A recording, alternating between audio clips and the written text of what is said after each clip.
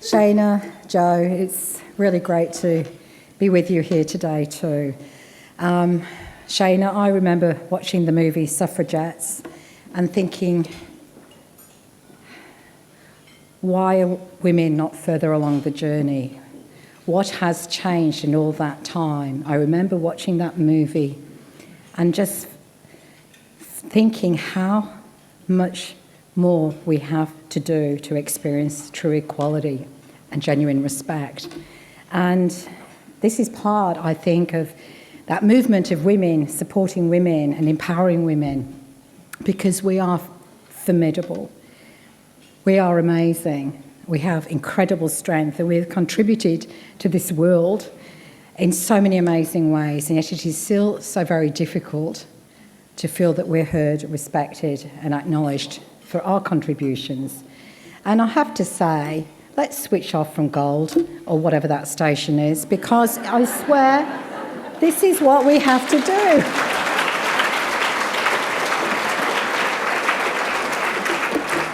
In this day and age, if we have a radio station with no female presenters, what do? We turn it off, we contact that radio station, we say, this is unacceptable and this is not good enough.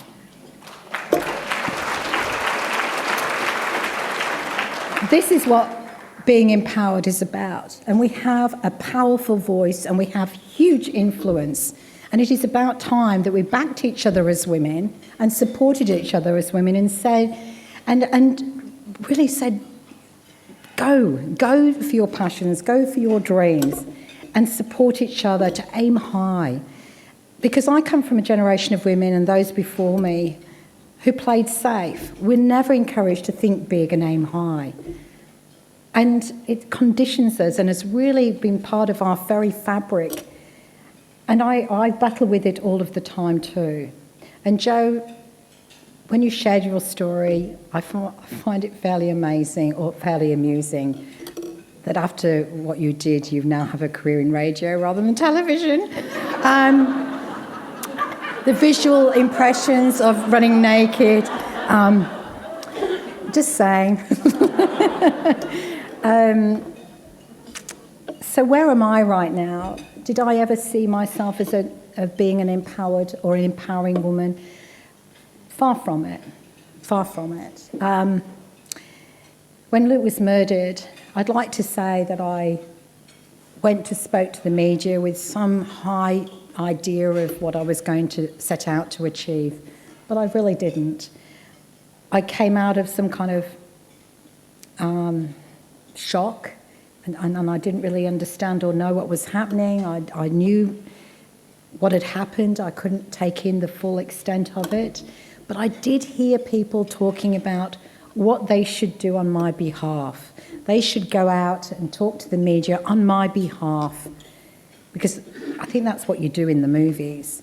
And I remember perking my head up and thinking, hang on a minute, why are you not consulting with me about what I want?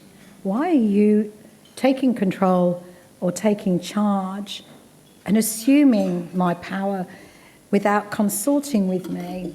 And out of complete stubbornness, actually, even at the most lowest moment of my life, I didn't actually bustle, I shuffled out to the media. I didn't have any planned speech. I had no idea what I was going to say. I had absolutely no idea that it would change the journey for victims of family violence in this country. Long overdue. I was just scared that I may have said stupid things, foolish things. Because you see, the reason my friends wanted to protect me from speaking to the media is because we have a tall poppy syndrome here in Australia, don't we? We have a position where, with our media, we can't trust them. And they were just looking out for my best interests. And they continued to do that. But I was stubborn and I didn't listen. And I spoke from the heart. And I named it. Family violence can happen to any woman, any child. And indeed, it does happen to some men. But you know what? We have 1 in 3 women who will be affected by family violence or by violence in their lifetime, and 1 in 4 children, and we have 1 woman a week being murdered. So that tells me very strongly that it's overwhelmingly a gendered issue, and it's overwhelmingly men's violence towards women that we have to acknowledge as the reality. And by naming it, by talking about it, we can somehow start to understand its prevalence, its grip in our community, and we can start to have those conversations that help to create some change. But did I see myself as being brave? No. I just did what I've always done. You see, being a victim of family violence doesn't mean you're weak, doesn't mean you're submissive. It actually means you're dealing with incredibly difficult things every single day of your life. And by managing that violence in whatever capacity you have, takes huge strength. So if I defy all the stereotypes of what it's like to be a victim, because we're simpering, powerless creatures, well, that's really wrong. But I have to say that there's organisations like Doncare, who I'm incredibly proud to be a patron of, that sometimes you need that hand-holding, that support to take you through the darkest time of your life. Because you see, sometimes your friends, your family don't understand. Because we live in a very victim-blaming society. We spend way more time judging the victim for being in the relationship, not leaving the relationship, and for choosing the relationship in the first place. We spend all of our time discussing what we would do in that situation and judging and critiquing the person in the situation rather than talking about the perpetrator of the violence and the fact that it is their choice of power and control. So my message has always been violence can happen to the most educated, the most privileged, white, black, women from different communities, and I have spent the last 3 and 4 years travelling to remote Australia, meeting with Aboriginal women, and I can tell you it is really confronting, and it is really desperate, and it can be really grim. And we live in this privileged modern area of Melbourne, you know, whether it's Doncaster with our shopping centres, and I can tell you, I've shopped till I've dropped in Doncaster as well. And in fact, there's another thing I have in common. I live about the same distance away from Doncaster in England as well, which is famous for its horse racing, actually. But I have spent the last few years trying to work out how I can help in my own way those other women in this country who are more disadvantaged, who are more isolated, who do not have the fortune of being white, educated and privileged like me, and so they have no voice. And it is really difficult when you understand the degree of violence that they live with, are subjected to, and the systemic failings. And you know, I hope that I end up living for quite some time. And I have every confidence we will continue to improve and create change. But for so many women and their children, it won't come soon enough. And the stark reality is that every day someone is living in absolute terror in their own home. And yet here we are switching on some crap reality TV show, and I'm as much to blame as anybody because that's what I do, to just distract ourselves from the stresses and strains of our lives with a glass of wine in our hand. And we don't realise that maybe next door or down the street or somewhere very close to us, you have a family living in fear and terror. And when we consider why would we be bothered? Why does this have to affect our lives? Well, it could be your daughter and your granddaughter and your niece and your grandmother and your mother, and it can be anybody that you know. And when you start to understand the implications and how it can indeed affect your life, your business, and the very fabric of the society you're in, you start to realise that this is an issue you do have to become interested in, because it's all around us. And I think of those feisty, strong women who had nowhere to go. Because you see, if you rang the police perceived it as just a domestic, none of their business. What our previous generations of women have had to contend with, because you see, when we married, we loved, honoured and obeyed. You made your bed, you had to lie in it. You know, where was that view or vision of empowerment and choice? You know, our view of the world at that point was servitude, sacrifice, and just trying to navigate your way through life the best way you could, I think. And so I look at who has inspired me in my world and helped me become the person I now am. And I can only think of, I can think of many women actually, but they're not corporate high flyers, they're not leaders of countries, they're not, they're not women that you would put on pedestals as high achievers or anything. You'd just say they were salt of the earth, great, loving people. With, across all of this, you've got to have a good sense of humour, because at any time you have to be able to laugh at yourself and laugh with yourself and those around you. And my grandmother, she lived till she was 100, and her name was Gertrude, and she bloody hated that name. And I still have yet to have a goat called Gertrude, but I have got one called Dorothy, who's my favourite auntie. And Nana was 100 when she died. She had outlived all of her siblings, and they all lived till they were well into their 80s. She outlived her husband by 30-odd years. She outlived 2 out of her 5 children. She outlived one of her grandchildren and lots of her friends. And she always had an interest in life. She always watched quiz shows so she could keep her intellect sharpened. She was great at Scrabble. So I know I've got no chance, because I'm crap at Scrabble and I hate quiz shows.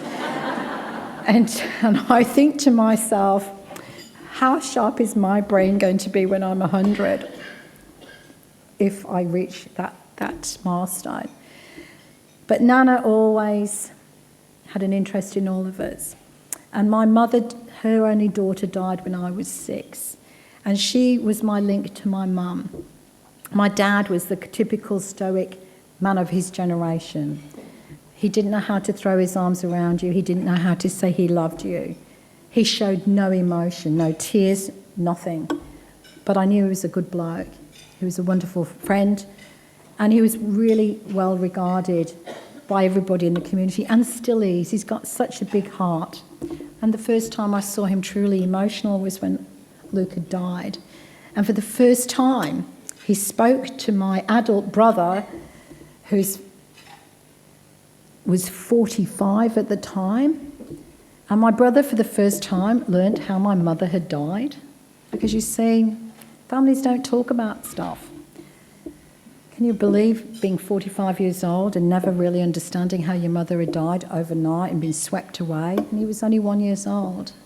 And you think of all those suppressed emotions, all those suppressed feelings, and how does that make you be the person you are as you go through your life? Well, I think that a lot of people in my generation, in the way that we had to grow up, and those generations before, learnt a lot of resilience. We had no choice, really, because we had to just sort things out for ourselves. We had to learn through pain and sadness how to look after ourselves and how to move forward. And when people said to me, how have you been able to do what you've done after losing Luke? I think, I don't know, but all I can say, it's not easy. But we do make choices. And every day I have chosen to get up and get busy. And as Joe said, I need to have purpose and meaning in my life. And family violence became that purpose and that meaning. If I could make some difference out of Luke's tragic death, then he wouldn't have died in vain. And it's been my unrelenting, everyday consuming passion, to the point it's absolutely exhausted me, overwhelmed me, consumed me. It's given me so much, but it's taken from me as well. And so just a few months ago, I started to realise I couldn't keep this up. But actually, after 4 years, I really needed to work out how can I have something else in my life. I can't get Luke back. I can't fill that gap. But I can't be defined and consumed by family violence all of the time.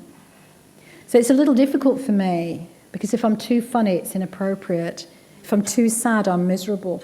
You know, who am I now moving forward? This tragic celebrity that people put on a pedestal. Who am I really? Well, I'm a vulnerable woman, and I have learnt to reach out for help. I've learnt to reach out and say, I don't understand or know how to do this, or this is not working for me and I don't know what to do. It is so incredibly important to have people who you can trust, as Shana said, not just because they tell you what you want to hear, but are there for the hard yards, the really hard yards. Because you see, when you are well-known people, there are a lot of people that just want to be around you because it looks good. A lot of people expect you to be the life and soul of the party or the inspiring person all of the time. And they feel good hanging out with you because that's what they're comfortable with. But when they start to sense vulnerability or pain or sadness or anger or real emotion, and they don't understand that actually this is being human. And who could ever survive the death of their son in such a horrific manner without still being affected by the post-traumatic stress, still being affected by trauma, still struggling with grief and loss? So I never hide from the fact that I am still dealing with these issues. Because as much as I want to be an inspiration to women, to say, men or women, through the worst tragedy in the world, we have amazing strength within us. We can do incredible things when put to the test. And amongst all the self-doubt that is genuinely battling for a place in you, you can push through and be and do amazing things. And there are many people, other than just me, who have done that as well. And many of us, if we think about it, we can name them. But it doesn't come without hard work. Nothing comes without hard work.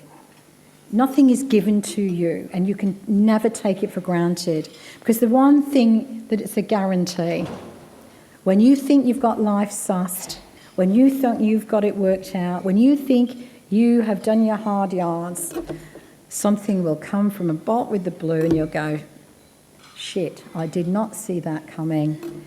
I haven't got it all worked out.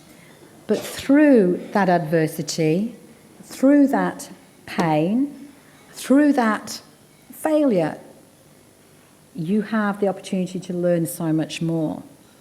And so for me, I don't look at things with regret. I don't look at things as failures. I look at things as just periods of time where you learn and you learn more, and it equips you as you mature in your life to become the better person, the bigger person, the more compassionate and understanding and wiser person. Because unless we're continuing to learn, we are stagnating and it's not thriving and it's not interesting. But you know, some people will choose to stay safe, and that is perfectly okay. But there are many of us that are empowered by those who we can see by leading with example, and we think we want a bit of that. But we're all collectively part of the same. And for me, I just think today, an opportunity for us to recognise each individual person as whoever we are, whatever we're doing, we're getting up every day doing the best we can with what we have on that given day. And sometimes just getting up and making a cup of coffee and sitting watching Netflix is enough. And then we can look at, well, you know what? I've always wanted to do this. And you just start to put that vision, that plan, that goal into your mind, and you can make it happen. And that's why I'm going to Japan in October and trekking in Tasmania in January, because I have to have things that I plan, that I look forward to, that will challenge me, not just work-wise, but spiritually, psychologically, and physically. And I think if we can continue to aim high, push through our self-doubt, not let our inner critic take over, we continue to move forward and be amazing human beings. And if an amazing human being is being a mum or a teacher or a social worker or a cleaner, it doesn't matter. You're being who you want to be authentically, and providing that you're living authentically to yourself, you will have peace. And I think that's what we all strive to have, is moments of peace, moments of joy. And if we're experiencing more moments of peace and joy than the other, we're on the right track. Thank you.